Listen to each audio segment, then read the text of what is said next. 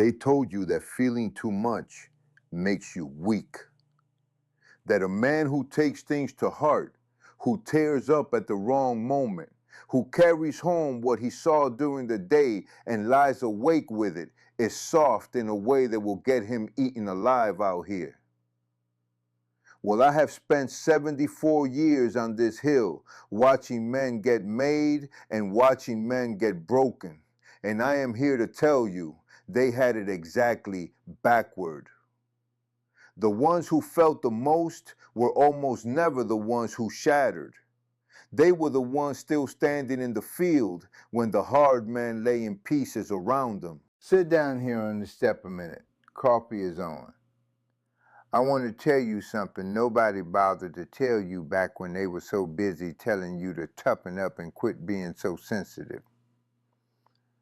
I am Wade, 74 years old, hill country rancher, and I have spent my whole life on this land learning most things the slow, hard way.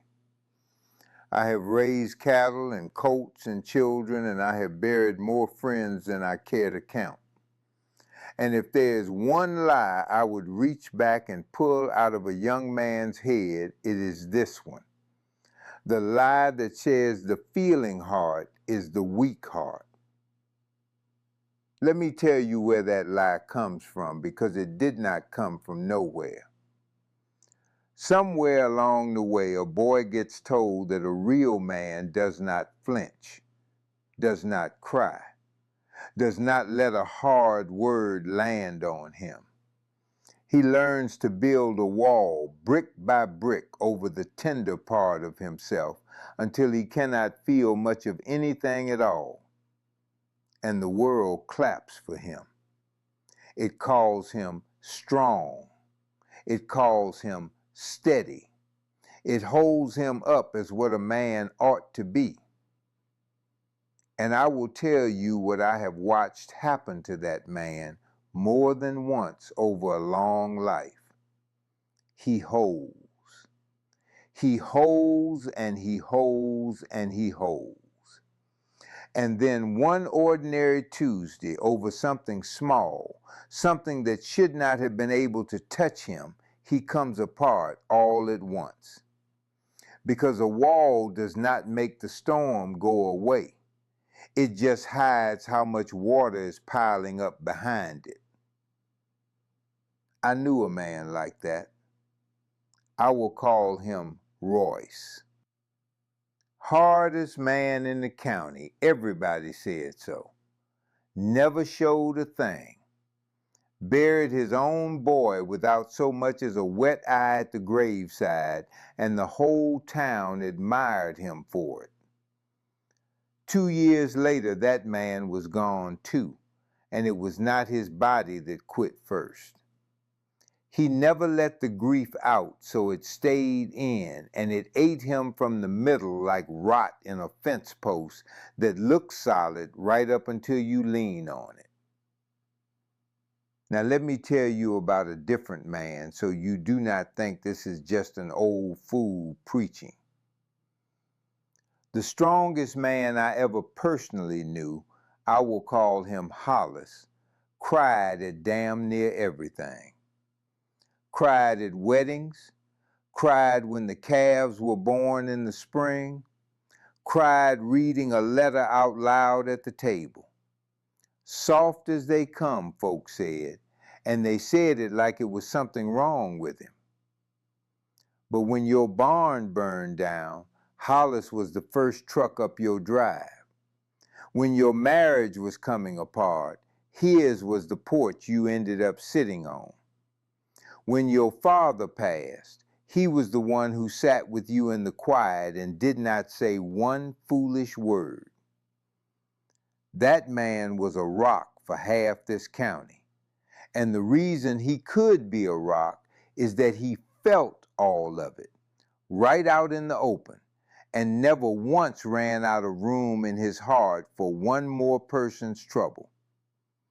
When Hollis finally went, they could not fit the people into the church. So you tell me, which of those two men was strong? So here's the turn, young fella. Here's the thing I most want you to hear. Feeling too much is not the crack in the blade. It is the temper in it. Let me tell you what I mean, because I spent a lot of years at a forge and a lot of years getting this wrong. A blade that is only hard is brittle. Strike it against something that will not give and it snaps clean because it has no give of its own. The reason a good blade holds an edge and does not shatter is that it has been tempered soft enough to bend. The strength is not in the hardness. The strength is in the marriage of the hard and the soft. A man is no different. A man who can only be hard is a man waiting to snap. The one who can feel, who can bend, who can let the fire come up in him and pass through, that is the one who lasts. Because a man who feels too much is a man who loves too much. And I have never once seen a life ruined by too much love. A man who feels too much is the man who notices the fella at the back of the room going under quietly because he knows that feeling from the inside and he goes and sits with him. A man who feels too much is the man whose children come to him with the hard things, the real things, because they know his door and his heart are both open. A man who feels too much is the man who cannot walk past a wrong and pretend he did not see it because it burns in him until he does something about it. That burning you carry, that ache you have been taught to be ashamed of, that is not damage. That is a conscience. That is the compass most men paved over years ago to keep from feeling the needle move. And it is not all weight and worry either. A man who feels too much is the man who, after 74 years of watching them, still stops dead in the yard when the sun comes up over that ridge. He is the man who laughs from way down in his belly, who holds a brand new grandbaby and feels his whole chest go tight and full. I have got 5 grandchildren, and the littlest is just now learning to walk, and I will tell you, that child feels everything right out loud. He falls down and wails like the world has ended, and a minute later he is laughing so hard he can hardly stand back up. Nobody looks at that baby and calls him weak for it. We call it being alive. And then somewhere down the road, we take the boy aside and we teach him to kill that off, and we call that growing up. It is not growing up, it is going numb, slow, on purpose, and calling the numbness strength. And I will tell you one more, the one closest to me. A man who feels too much is the man who can feel his own failures sharp enough to finally change them. I know that one from the inside. In my early 50s, I made a long string of sorry decisions and woke up one morning not much of a man at all. And the only reason I climbed out of that hole is that it hurt. It hurt bad enough, and I let it hurt. And that pain was the hand that pulled me up and made me into the man talking to you now. A man who had walled all his feeling off would have felt nothing, changed nothing, and died the same sorry man he woke up as.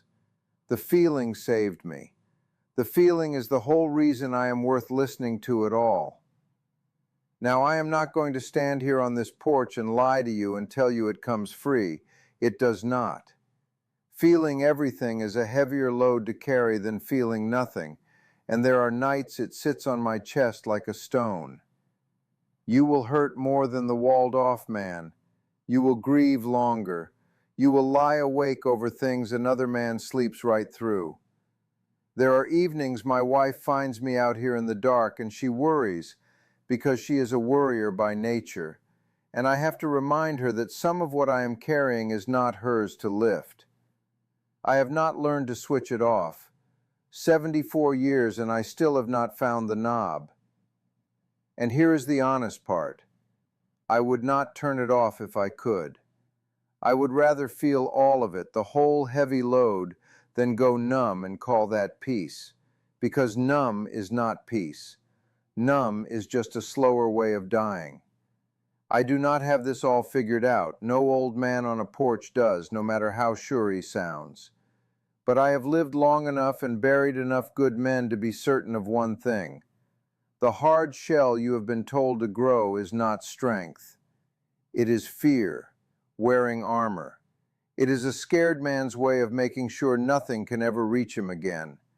And a life where nothing can reach you is a life where nothing can bless you either. So the next time somebody tells you that you feel too much, that you are too soft for this world, I want you to think about the oak.